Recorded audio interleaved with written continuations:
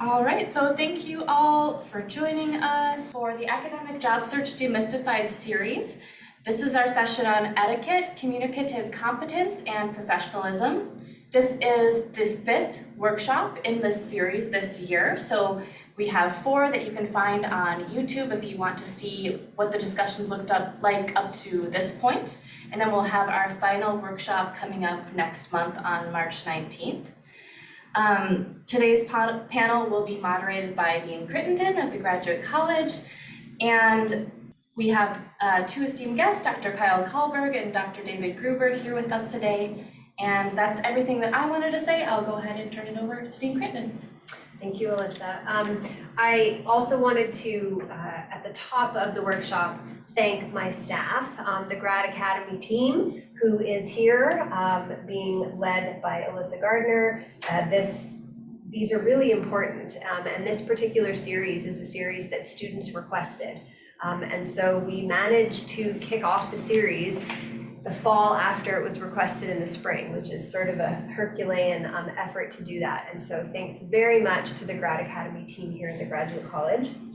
As was already indicated, I will introduce my colleagues to my right. And the way that it's going to work today is I will let them each introduce themselves a bit. After I do a very brief introduction, they can each have the floor to talk a bit about their role here at UNLV and how they came to this topic. So very, very general, very quick 10,000-foot view. Why is this an important topic for our graduate and professional students to care about?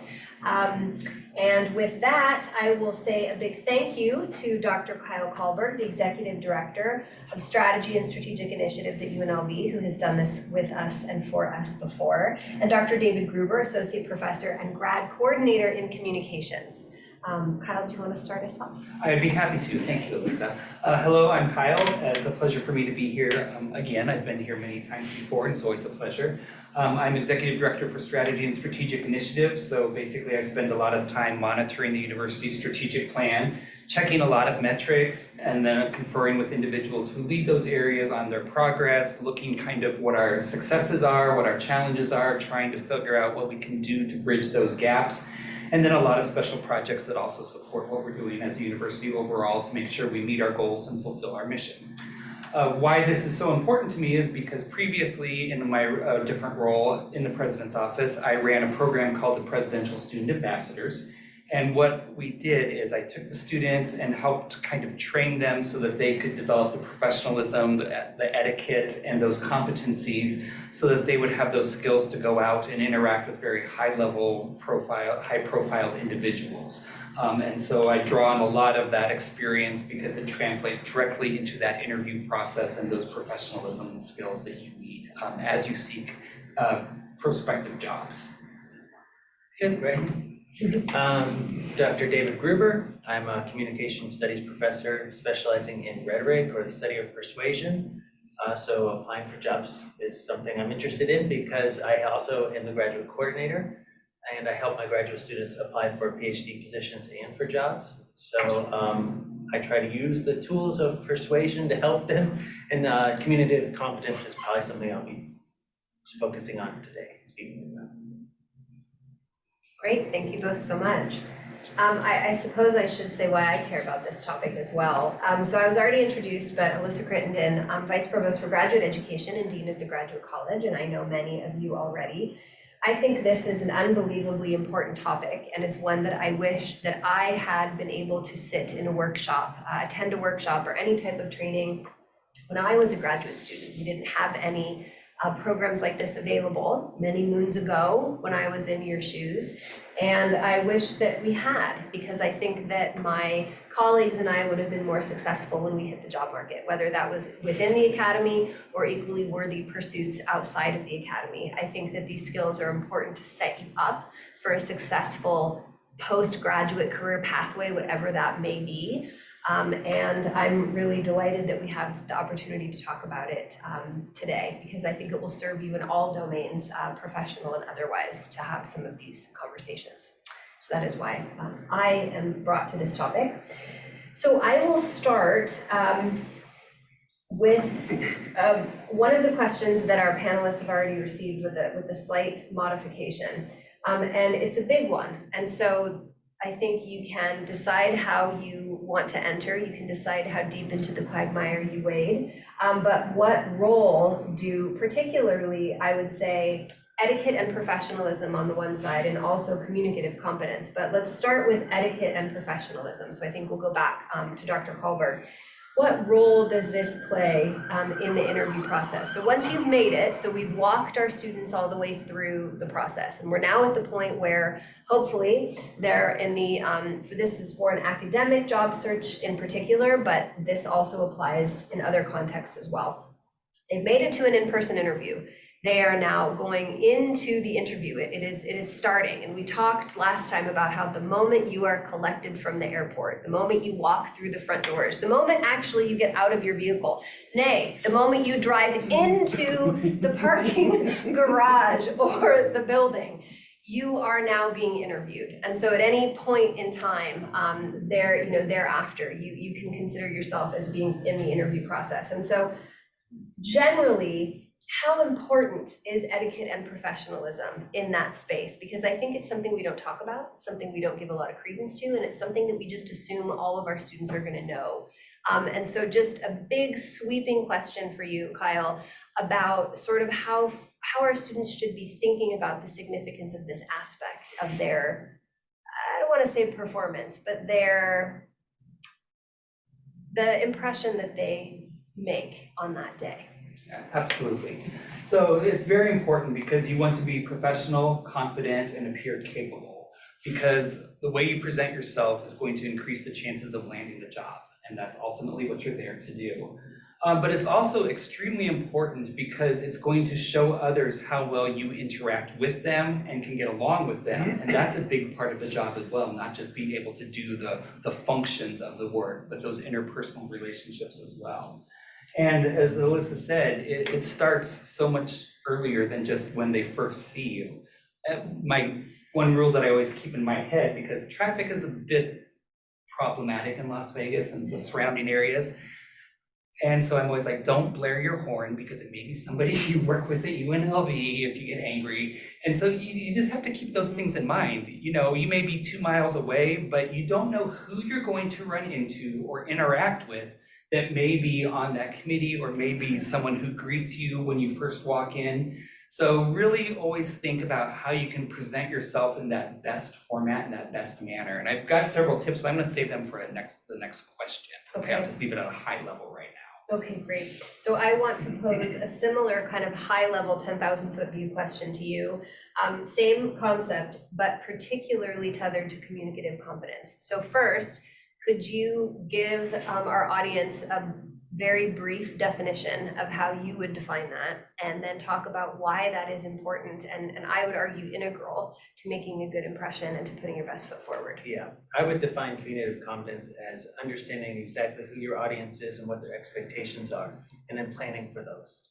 So, I've applied to jobs in several countries. I worked in Hong Kong, New Zealand, and Denmark. And in each case, I really took an effort to learn what the expectations and the genres of the job interview process would be for them, because I wasn't 100% confident that, even though I knew how to apply for jobs in the United States, that it would follow over in other contexts. Mm-hmm. Even within the United States, I think there's different expectations that you should be aware of. And one way that I do that is I try to find out who's actually on the search committee or on the job committee, and I do an active YouTube search to just watch them do a talk. Just try to watch, just to get a feel for who they are. And I try to find someone else who's also worked in that workplace to sort of tell me in advance about like what it was like, what the people are like, what was their job application process like. I think talking to other people to know what their job application process like will really help you to imagine it as you walk through and to prepare. Because from the point of view of being a rhetoric professor in communication, I always think about communication competence as audience, purpose, and arrangement. So who is your audience? What is your purpose? And then how are you going to arrange your communication in order to make those things fit together? So your message always fits in the middle of audience, purpose, and arrangement. So that's what I'll say at the high level. I got a lot more details I could add to that right now, but maybe the other questions I'll be able to get into, so that those experiences of how you prepare for audience and for message, what to say and what not to say. This I don't is, want to overtalk, which is one thing you should never do in an interview. this is also why interdisciplinarity is so critical. Unrelated, but never unrelated, because I just learned so much about audience purpose and arrangement, and I think that many of my colleagues could stand to take your class. Yes. I'm just throwing that out there. All Many right. communication professors could take the class again. Indeed. Okay, thank you. That was really helpful. So I'm going to skip the second half of this first one that you've seen, because I think that this provides us a really good launching point to ask. I'm going to ask one more question to our panelists, and then we're going to open it up. So be thinking about questions you have, but I'm going to ask a pointed question next. So I'm going to start. I'm going to go back to you again because one thing we hear from students is in the second question, and it's about being too rigid. It's about being too formal. And how do students know what level of formality is required, is expected in this context? So in the context of an academic job search in general, and then I think if you have any advice on maybe outside of the academy, just because we never know where we're going to land. So even though this is a demystifying the academic job search, I know that many of our students are going to find themselves in other professional spaces when they might not end up going into a job in the academy. So how do you determine what is too rigid, what is too formal in terms of communication? And then Kyle, be preparing what that means in for your answer, if you can add anything beyond that. Because communication is also, of course, intricately entwined with etiquette and professionalism, but there's some slight nuances, I think, that come from each of your vantage points. I think if I don't know exactly what the situation that I'll be walking into will be, I think there's less risk on erring on the side of formal than there is erring on the side of informal. I think, as Kyle said, what most employers, and I think it's true in academia, want, if you made it to the interview, you're qualified. And so you can have confidence in that. If from there, it's about, are you someone that's collaborative and not so interested in showing off your particular style or taking out a ground of your opinions on a subject, but you're willing to work with others? You're someone that they could have lunch with every day, that wants the best for the job, for the workplace. So you want the best for the university, and that's what your goal is. To go back to being too rigid, I think that there are moments in job interviews that are paced out, that are designed for you to be more and less rigid. So in an academic job interview, as you said, it starts the minute you walk out the door of your car on campus. But when you're usually, in most academic job interviews I've been in, the actual in-person interview happens in the morning, and that's the most rigid part. And that's the part where I plan my answers, where I always say for every question, I try to give 1 or 2 responses, possibly 3, never 4. Because if you give 2 good responses, it shows that you're competent, and that's what you need to show in the interview process. They're showing that you're friendly and flexible, I think, is about the way you answer questions, but also what happens afterwards, when you go to dinner afterwards, when you're doing the campus tour and all that, where you just engage in casual conversation. But even there, I plan a little bit. So I think about there's a fine line you have to sort of walk between talking too much about your own personal life and sharing details that are true to you. So I think about, what are the hobbies and things that I'm going to talk about or that I could share in advance. So maybe I err on the side of being rigid in interviews, but still coming off as friendly as possible. But just knowing about the moment you're in, I think, is the key. Maybe Kyle can order that. Yes. Yeah. So I would second all that because I agree. I feel that I would probably also err on the side of being too formal. And I don't think that's so much an error, because I have heard multiple times when I'm on an interview committee, they were a little bit nervous. And so the committee understands that. And so if you're too formal, they may think you might be nervous. But if you're too informal, I've never heard a situation where somebody on the committee has been like, they were just trying to be super relaxed or something like that, excuse it. So I wouldn't see really too much of a problem with that. The best thing, of course, you can do is, as you're thinking through this, is just make sure you're prepared. And you're very fortunate, because, not to date myself, but I used to have to check out a video camera and set it up on boxes and record myself to see what I look like, in addition to practicing in front of a mirror. So you've got great technologies at your fingertips these days, so do it. Put yourself in front of your video camera and record yourself and go through and critique it. And it's hard to do, it's hard to watch yourself. But that is going to be the best practice, and then you can really see the kinds of things you're doing. For example, you may be horrified to find out that you say yes all the time when people are asking you a question, or you may be playing with your hands or something like that. You'll also notice things like your body posture, because of course you want to look like you're attentive and interested. You don't want to have your arms crossed. You may also notice that when you're talking that you're constantly looking in a certain direction, and that's going to be very off-putting during an interview if they're all sitting over here and you keep looking over there, because they're going to think, why are you doing that? So just a lot of ways that you can learn, kind of check yourself to see what it is you're doing. And again, just always be conscious of being prepared, and that goes down to everything, making sure you have enough of your resume or CV prepared to take with you so that you're not trying to run to Kinko's 20 minutes before your interview to have those printed. Making sure you have your clothes ready, have them either pressed or take the time to know how to press them, because you want to look professional when you walk in. It's just going to make you feel so much better and so much more confident when you walk through those doors. And then of course, making sure you know where exactly you're going. For example, if you had an interview at UNLV, you don't want to just Google in UNLV on your map finder, because who knows where it's going to take you. There's 123 or 127 buildings on campus. You need to know exactly what building you're going to, and then the buildings are a navigation feat all of them for themselves. So you need to know exactly how to get in that building, where the elevators are, how you're going to get to the floor you're going to, how to navigate that floor to find the room you're in. Doing that, giving yourself a dry run, again, is going to make you very confident. You're going to come in, you're going to know how to get there, where you're going, and it's going to increase your confidence, it's going to decrease your stress, and then it's going to make all the communication that you need to do through the interview so much easier. Okay, so take the time to prepare. And like I said, do a dry run. I would strongly encourage you to drive to wherever it is you're going, walk in there, make sure you know what it is you have to do. And then make sure you adjust for time, because if you do that on a Sunday afternoon, that's going to be a lot different than your interview that's at 8 a.m. on Monday morning. So think of all those factors. Right.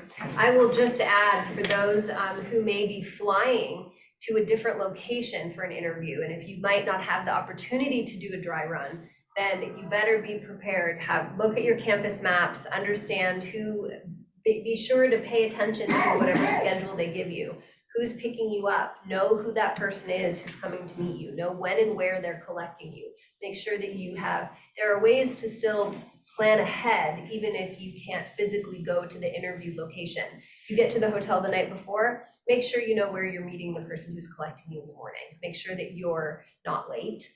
There are things you can do to be prepared. Can I add one thing to that? Please. I think those kind of things provide some level of psychological appeasement for you, because it's natural to be nervous when you go into an interview. But if you've done all that work ahead of time, you'll feel more at ease. And one thing that's helped me for interviews is being at ease about the schedule, because what I learned in my first job interview was that the schedule often falls behind in the interviews, and it goes all day long, and it's very rigorous. So I always have a bar and mints in my bag that I carry with me, so I can, if there's a moment to go to the bathroom, I'll eat the bar in the bathroom, and then come out, because sometimes you miss lunch. Interviews, they go off track sometimes. So to come back to the rigid issue, one thing I wanted to say also was that in the interview process, you have to plan for the questions you think they're going to ask you, but it's often common to get a question that will just come out of the blue and you won't be prepared for. Mm-hmm. So I think being too rigid would be being unprepared for unprepared questions. So be prepared for an unprepared question. It's hard to address how to do that exactly, but I think seeking balance and seeking multiple answers to a question is always a good way to go. So I'll give you a concrete example. I was in an interview this was in my interview for Denmark, and the first question out of the gate was contentious in my field. I wasn't expecting a question like that. A lot of us work in academic fields where there's 2 or 3 sides that are continually debated about methods or about approach or something like that, you know, continental philosophy versus some other kind of philosophy.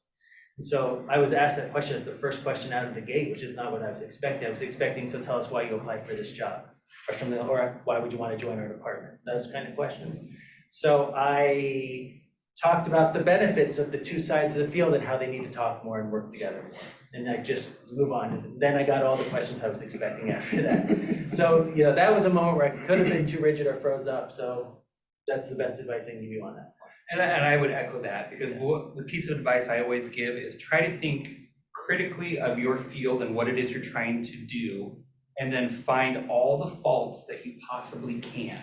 Because if you can sit down and address all the faults that someone could potentially throw at you, then you're going to be able to much easier come up with a response to difficult questions that may come up during your interview.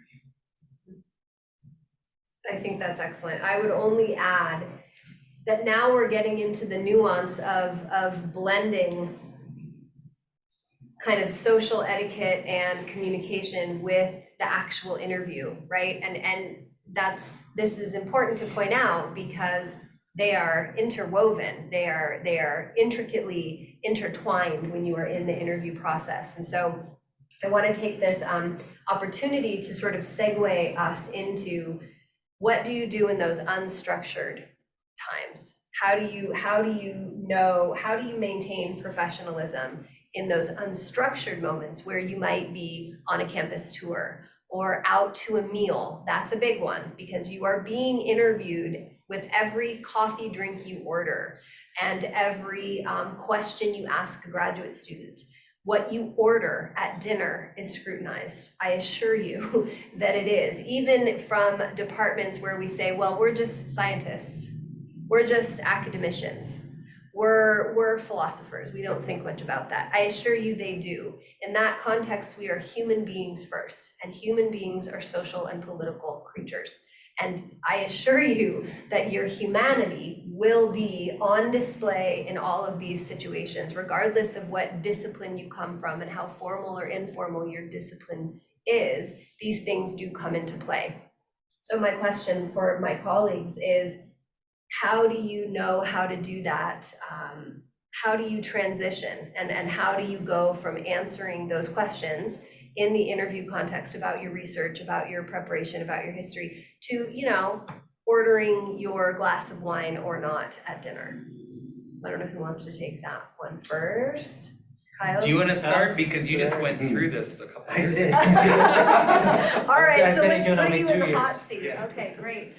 To address the dinner, so I changed, I wore the suit for the job interview process, and there was on the schedule I saw, there was a break to go back to the hotel. It was a little bit shorter than the schedule said, but it's fine, expected. I had my bar in the bathroom, so no problem. Then I changed into an outfit more like this for dinner, just a collared shirt and nice, and then I followed their lead at dinner. So expecting that from their point of view, the etiquette would be to give me an expectation about the dinner and about alcohol consumption and what would happen. And in fact, that is what happened, so I didn't have to be the first one to order. I could see what else was happening in the group. The head of the search committee had a glass of wine, so then I had a glass of wine. If the head of search committee wouldn't have done that, I would have had a glass of water. If I would have, or a soda or something. If I had been first, I would have chosen water or soda to hedge on the side of being more conservative than not. What was the other question? I wanted to say something about there. Transitioning into the So that was a normal- lot of yes, I foresight remember to now. actually change your attire. You might not have the opportunity to change Yeah, the you attire. might, that's So right. if you don't have that ability in your mind to, you know, go into the phone booth as Superman and Yeah. change away from Clark Kent, like how do you do that psychologically as you are moving into those unstructured spaces? I would just say be yourself, but avoid the negative at all costs. So one example was I saw a job candidate that I was on a search committee for, had time to spend with PhD students. And PhD students reported back that one of the questions that was asked, and they had a very negative experience. They reported back that one of the questions asked was, who's your favorite and least favorite professor? Ooh, And So that question immediately would be off limits for you if you avoided the negative. So avoiding the negative means never talk negative about a past job that you've had, about former colleagues that you're leaving, or never ask for negative feedback on other colleagues in the interview process, or especially from graduate students, asking them about professors in the department that they like and don't like is a large red flag, and they saw that as well. It's like the candidate thought they were going to get secret information from graduate students. It's not the appropriate source. It's not the appropriate question. So my advice generally would be yourself, try to relax, but just avoid the negative conversation and try to stay positive, excited about the job experience, excited about where you've lived, about transitions that you're going through, while still being honest as much as you can. But I think that, again, as Kyle said earlier, everybody wants to hire someone who is going to be collegial and competent and able to be worked with. And you don't want to give any impression that you're going to be a gossip or that you're going to talk bad around behind people's backs, or that you're being forced out of a past job and that's been hidden from the search committee. So that might be, and it might not be true, but it might be an impression that you gave by speaking negatively about a past job experience that you've had. Great advice. You took a lot of my answers, but I think I can add a little bit more here. I didn't look, I promise. Yeah. So being able to change, I think, is a great idea. I had never thought of that. And if you're lucky enough to have that opportunity in your schedule to do so, I think that's a great advice. Assuming you didn't and they just escort you from there to the restaurant, we'll assume you're going to a restaurant. I would make sure that once we get there, I say to the individual, would you please just give me a couple minutes so I can freshen up, and then I will join you at the table. That way you can go in, because you don't want to leave the table during the dinner to use the restroom. So take care of that, but just to give yourself a few minutes to kind of decompress, decompose, set the stage and think like, okay, I'm going in now. This is going to be very informal. Typically, when I've run interview searches, we don't have anything scripted out for the dinner session. It's casual conversation. And I always get the feedback from the other individuals who were conducting the interview that they found it very beneficial, that they truly enjoy that time to interact with a candidate in that manner. So it's a very important part. And also I want you to keep in mind, beyond the dinner conversation, it is a conversation, but be aware of, as we've talked about, what it is you're ordering. Be leery, yes, of ordering things like alcohol unless you've been given a clear indication that it's acceptable, but also keep in mind that you're going to be nervous, so is that going to help you or not? So also think about how you're eating. We tend, and I'm terrible at this, I'm terrible at it at home, not in public, because I tend to eat standing up, hurry at home. So when I sit down to eat, I have to always remind myself, cut it into very small bites, because you know as soon as you put something in your mouth, somebody's going to ask you a question. And you don't want to have to sit there and chew and chew and chew before you can answer, okay? So I always try to remind myself, is that going to be 3 bites, 3 chews, then I can swallow that so I can answer a question should somebody ask me something. And then I also think about just some of the other interactions I want to have. And in particular, I want to address what David had brought up earlier. Perhaps in the interview, they asked me, what's something frustrating about your current work environment? And I said, oh, to get reimbursed for travel. And that was it. And so then at dinner, somebody says, well, you said it's really frustrating at UNLV to get reimbursed for travel. Tell me about that. So are they asking me because they're just interested, or are they trying to pull something negative out that I may have to say about the university or individuals or whatever the case may be? So just, I'm not saying be on guard, but I'm just saying think about what it is you are talking about. Also, I guess another one for me would be like, if I was at the interview, because I do have young children, I'm sure at some point that has come up in the conversation naturally. And so somebody might say, wow, that's a lot for you to have to balance work and home life. Are you able to do that?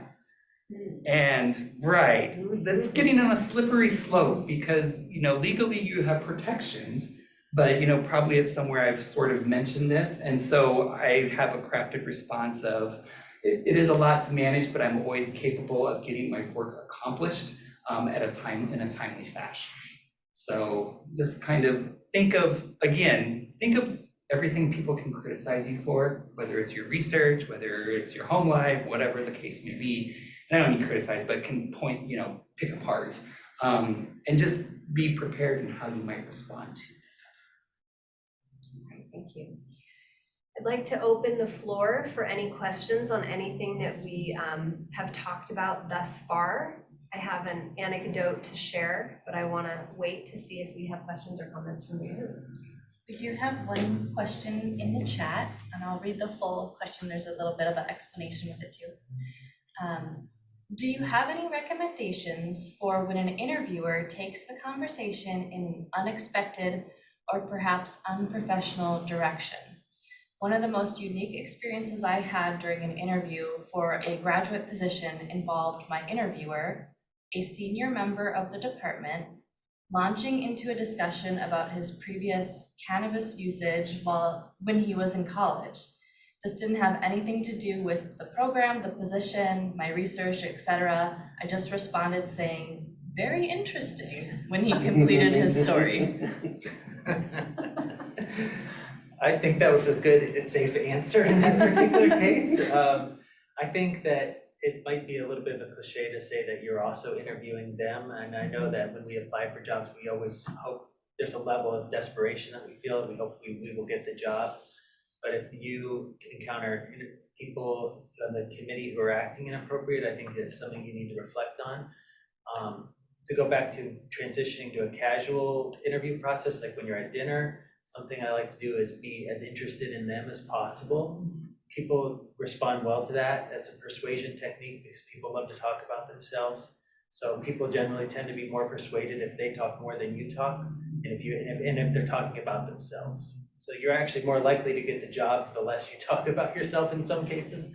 It's a balance because you have to answer questions they ask you. But to that point, I think, I think responding in a way where you recognize what they're saying, but don't go down the road of that particular question would be smart.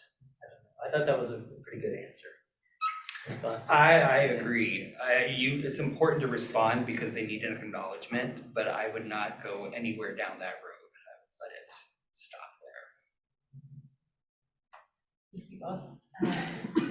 That is the only question in the chat at this moment. Okay, so I want to go back and talk about, there was some hidden curriculum that was mentioned by my colleagues. It was woven in very expertly, but I think that particularly for people who may not have experience, maybe dining in nicer restaurants, or maybe they don't know what the appropriate thing is to order, it's important to prepare yourself to the best of your ability for things like that. There are amazing YouTube videos. You would be surprised, and I shouldn't say YouTube, I'm aging myself. Let's go TikTok. There are amazing TikTok videos on etiquette, table manners, things about how do you know which fork to use. Always remember to put the napkin in your lap, right? Some things that your colleagues may or may not, or your potential future colleagues may or may not be even paying attention to. But just on the off chance that they are, and you do have to sit down first, and you can't look around for social cues from the other people at the table, there are some basics that you can actually find on TikTok that are quite helpful. So I encourage you to use whatever internet resources are available to you for some of those table manner basics. The other thing that I want to tell a story about a colleague of mine who is a wonderful colleague, who is a professor here at UNLV. And when this person interviewed, they famously or infamously, I'm not sure, I suppose it depends on who you were on the search committee, ordered baby back ribs at their interview dinner. This is something I tell students not to do. And it worked out well for this particular individual, but it might not have worked out well in another situation or another context. And so this person ordered a full rack of baby back ribs and was eating the ribs with the rib sauce and the bib in the middle of their interview. And it worked for them. And this was a situation where this was not a detriment. This was really beneficial. People thought, oh, this person is so confident and so relaxed, and wow, they ordered ribs, and it's now kind of lore, right? It's legend and lore. But this is not always the case. And so I urge you to be mindful about the type of food you are ordering. I don't know how many bites of rib. I was not at this dinner, but I don't know how many bites. We could ask them. I'm sure they would actually tell us the story. But just to be mindful about things like that. Because I do think that that plays a role, because you don't know how other people are going to perceive you. So better to order something safer. I always order the gnocchi, in case anyone's wondering. Oh, yeah. Nice and safe option. I order the scallops, and I look at the menu in advance. I try to know exactly what's on the menu in the restaurant, because that way I don't have to take all the time to look at the menu. I can focus on the colleagues. Very smart. Oh, Yeah, I'm I think an that's Uber a planner. That's a great idea, and I always try to order something very basic. It's not about the food I want to eat, it's Right. actually about what I can eat there and get away with it looking professional. And just to go with that, as Alyssa said, generally the rule of thumb is the host, once they put their napkin on their lap, then you should put the napkin on your lap as well. And you do want to fold it so that you can basically use the inside of it to wipe your fingers so it stays clean on the outside. And oftentimes there's a bread basket, and the rule with the bread basket is you are supposed to grab it, offer one to the left, and then take one and then pass it to the right. And always use a little dab of butter on a piece of bread and eat that piece. Do not lather up the whole biscuit or whatever and gnaw on it. Tear it off, a little butter, eat it. you can put butter on your bread plate and then go off of your little plate, should you. I don't do butter in interviews. Yeah, okay. I go butterless. And if they are trying to be gracious and say, go ahead and order first, and you don't know like what the expectation is, say, well, I just need a minute to review the menu, so why don't you go ahead? And that way you can see if they're ordering the $10 items or the $50 items. Or the rack of lamb, or the duck l'orange, yeah, Right. whatever. Well, and even just so many other things, like, because maybe are they gonna do salads before the entree? Are they gonna, all the process, so, just And if you're applying for a job overseas, try to find a video that shows you the cultural expectations of the colleagues. 'cause they great really- advice. Yeah. Excellent. I have a question. So is the interview process different depending on whether you're applying for faculty, like a teaching position, versus administration or outside of academia? Yes. I'm gonna jump in. I'm gonna Yeah. have my colleagues are going to answer that beautifully, and my colleague Alyssa is going to handle the questions from here on out. My apologies to everyone in the room and on screen. I'm due elsewhere in a little over 15 minutes. I really wish I did not have to leave. I'm learning so much myself about things I wish I had done differently in the past. But thank you so much, and please continue to give your undivided attention to my colleagues. Thank you so much. I'm so sorry. Thank you. Thank you, Kyle. I'm so sorry. I'll go this way. Thank you. Okay, an excellent question. So I have to watch the recording and see how this is answered.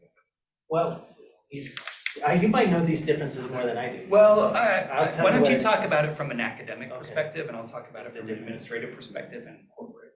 Okay. In an academic setting, there's usually a lot of job applicants. So there's always Skype interviews. Usually it's 8 to 10 Skype interviews the search committee will do first. So that's the first thing to be prepared for. If you make it past the Skype interview stage, you have to know that you're probably one of 3 candidates. And I always try to become the first or the last candidate on campus if possible, because I think that you're going to be more likely to be remembered in those positions. The on-campus interview is a full day, possibly 2, but usually 1 full day, where you'll arrive the night before, greeted at the airport, taken back to the hotel. The next morning it starts really early. You'll either have breakfast by yourself at the hotel, or someone will arrange for breakfast right before a formal 1 to 2 hour sit-down interview process, where you go through a lot of the same questions they asked on the Skype interview, but in much more detail, plus added questions more along the lines of, what do you bring? What would you add to the program? They expect you at that point to have looked through all the courses that they offer and to have some ideas and to bring some ideas to the table. Then maybe a short break before you give your job talk presentation. And so in academia, you're usually gonna talk about the research that you've done thus far, and then so a presentation of like a portfolio presentation, and then where you're going in the future and how that connects to the department. So I would say that presentation has usually 3 parts to it. And then there's a 30 minutes to an hour of questions from whoever attends the presentation. Then another short break, campus tour, meeting the dean. So you'll have probably 30 minutes to an hour sit down with whoever the higher up boss would be. Usually it's a dean because the dean has to approve the job. And that's a casual conversation in an office where you ask about the dean and the dean asks about you. After the dean interview, you go meet graduate students. Usually if there's an MA program or PhD students, they'll arrange for either the PhD students to take you on a tour, take you out to lunch, or to meet with you in a room separately. Because as a professor, you naturally will be leading thesis projects and PhD programs. So getting familiar with asking questions to the PhD students about their experience in the program is usually what you're doing there. After that, you get a chance to go back to the hotel or freshen up before dinner. And so then you have the whole dinner experience. And then after dinner, they take you back to the hotel, say thank you so much, and you catch your flight the next morning. How is it? Is it similar or different? That sounds very good. Yeah. So yes, I would say it depends on the level in terms of administration. Of course, if you're going for a senior administrative position, it's going to be very intense, day long, 2 days, meeting with all sorts of constituents because every group wants to have those conversations. But if you're applying more, as an assistant director or something along that nature, there's still going to be basically a day-long process because you're going to have to meet with the direct group you're going to work with. You're going to have to meet with the larger team that functions together regularly. You're going to have to meet with the leadership team. You're going to have to meet with their external people that they interview, that they conduct business with. So there will be a whole variety of interviews that you'll go with throughout the day. And usually as part of that, there is a meal or something like that. There may also be opportunities where they have some sort of special event and say, well, tonight we have a basketball game, so we're going to invite you to come to this reception ahead of the game and then go to the game with us. And so if you don't like basketball, you put on your smiley face and say, wow, this is wonderful. I don't often watch basketball, so this is a great opportunity for me, or whatever the case may be. Because of course you're there to not only learn about the institution or wherever it is you're applying, but to also learn about those individuals as they learn about you.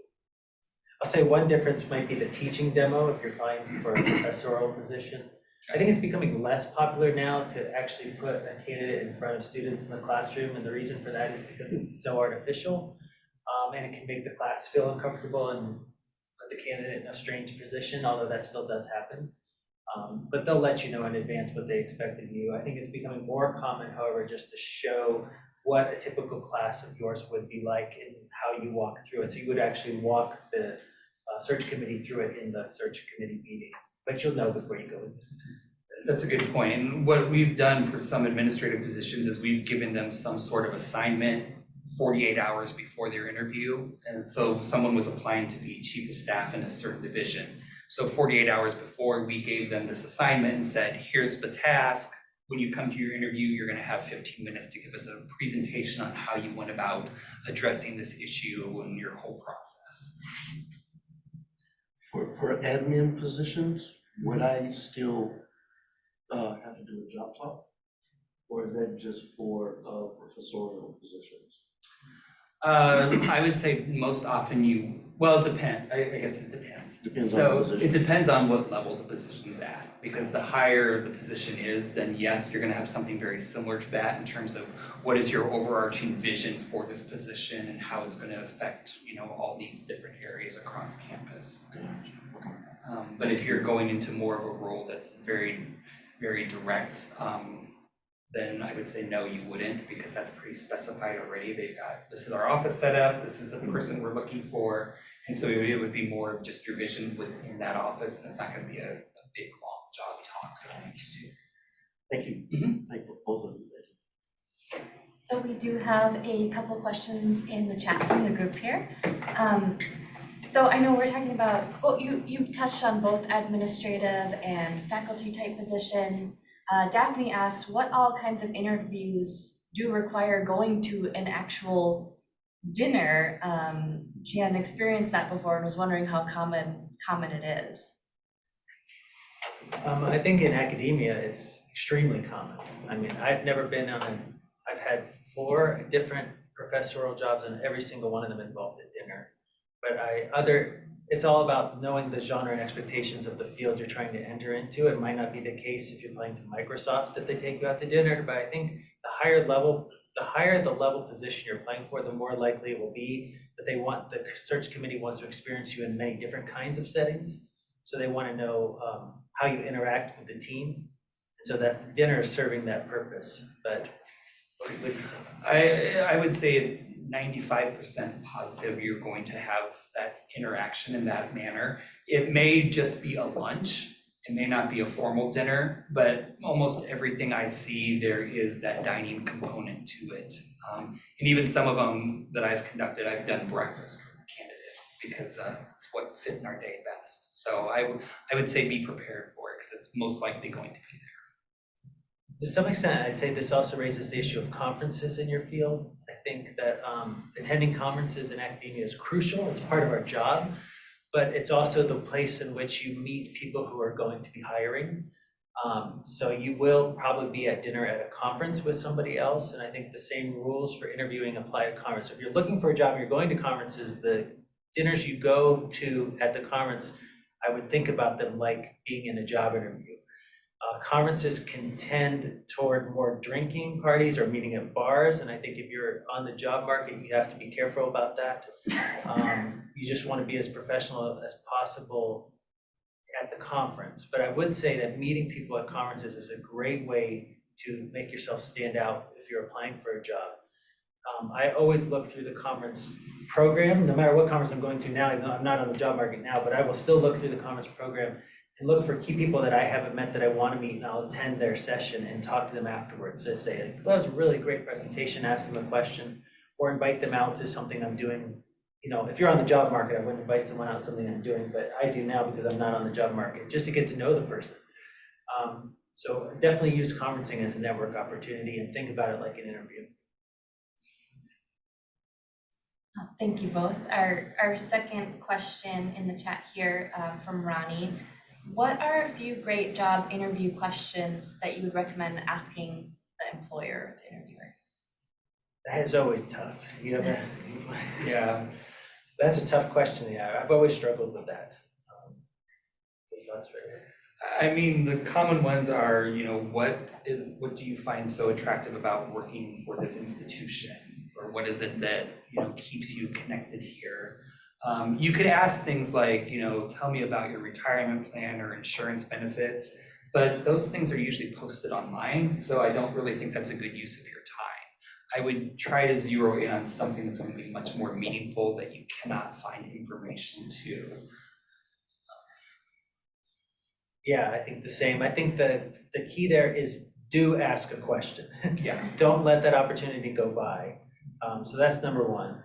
I think it's usually a pause moment in the interview where they pause and say, well, now's the time, you know, to ask a question. And I think if you could use that opportunity, if you were very brief about it, to recover a previous answer. So I've done this before. Someone asked me a question and I didn't feel like, I knew as I was saying it that I didn't give a very good answer. I'd actually forgotten something I wanted to say because I was nervous. When that pause moment came, do you have any questions for us? I said something like, I do. I just want to take this moment to add one thing to a question that was asked previously where we were talking about teaching, and this is something I try to do. And that leads me to my question, which was I tried to tie it into the question I had. So I used that moment to try to make up for a failure I had in a previous answer, and then ask a question related to that. But I think the questions generally are about where the department or the program wants to go in the future, and not necessarily about the little details.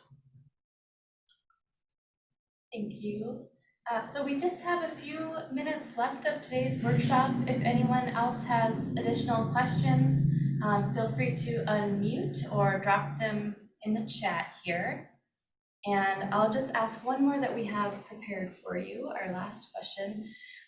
What advice would you give to applicants who want to communicate their individual achievements, but also want to ensure that they are a team player?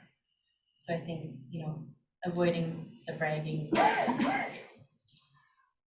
So I think about it like a Venn diagram. Here are my accomplishments. Here are things I can do as a team. How do these overlap? And so I would do something like, I was awarded the I Dare You Leadership Award which was a great acknowledgement. But what I found most useful is that I'm able to use my skills to lead a team, which we worked on process improvement, and we're able to achieve these types of outcomes. So I've been able to say, like, look, I got this award, and then look, these are the kinds of things I can do because of that. I would say, as general high-level advice, you will have plenty of opportunities to talk about yourself, and they've already read your CV. And if you're on campus, they probably know a lot about you, maybe even more than you realize, from your online profiles, from your review, from people who wrote your letters of recommendation. They probably called them and had extensive conversations with them. So I would don't feel the pressure to highlight your achievements. Because when they'll ask you questions and you'll have an opportunity to answer them, but just go in confident that they know that you're an achieved person and try to connect with them. I mean, try to form that identification with, these are the people you're going to be working with. These are the people you're also going to be having lunch with for however many years to come, and have to negotiate potentially tough issues that you can't anticipate until you're into the job, you know? So you don't need to show off too much, is I guess what I'm saying. Thank you. It's kind of a tricky one. Any other questions from the group or in the room, of course, as well? There's just one other point I wanted to make. David brought up the initial interviews are usually online. Really be sure you think about your online presence. I can't tell you how many times I've done those interviews where their camera must be on one screen and they're looking at this screen. And so the whole time I'm just seeing the side of a person talk. Pay attention to that. You know, there are guidelines out there, and it says look directly at your camera lens, not at your screen when talking, because that way you're making eye contact with individuals. So I know it's easy to like hide notes around the room or whatever, but just be conscious of what your background is, how you look, you know, and of course all the fallacies that we see on TV, you know, if you're not wearing the right pants and you stand up accidentally or something like that. But just be prepared, you know, and think through those things so that you can really come off and show who you are. Definitely wear pants during your Zoom interviews. I recommend that just in case. Also, you reminded me that, you know, we're connected all the time now. So most of us have our mobile phones in our pockets constantly. I don't know if this is a rule that everyone should necessarily follow, but I follow it, which is I don't let anyone ever see my phone during the entire interview. And I strongly second that. I used to tell my students that as well. I said, too often we use our phones as a timekeeping device, but when you pull that out, nobody knows that you're checking the time. They think you're disinterested in them. So A, don't do it because it could show that you're disinterested, but B, it's just really bad etiquette. So put it away, shut it off, whatever you need to do. Yeah, definitely do not put the phone on the table at dinner. And even if you have like an iWatch or something, you know, because it's going to vibrate and it's so easy to just look without even realizing it. So take it off, put it away. You can survive an hour without it. Awesome. Thank you so much for all these words of wisdom. Thank you for joining us today, Dr. Kaalberg, Dr. Gruber, First Dean Crittenden. And thank you to all who joined us online and here for participation as well. I am going to drop our survey link in the chat right now so that you can give us some feedback on this workshop. We definitely use the surveys to inform our future workshops and making sure that we meet the needs of you all as students. So thank you all again. I'm going to go ahead and stop recording. I hope you have a great rest of your day.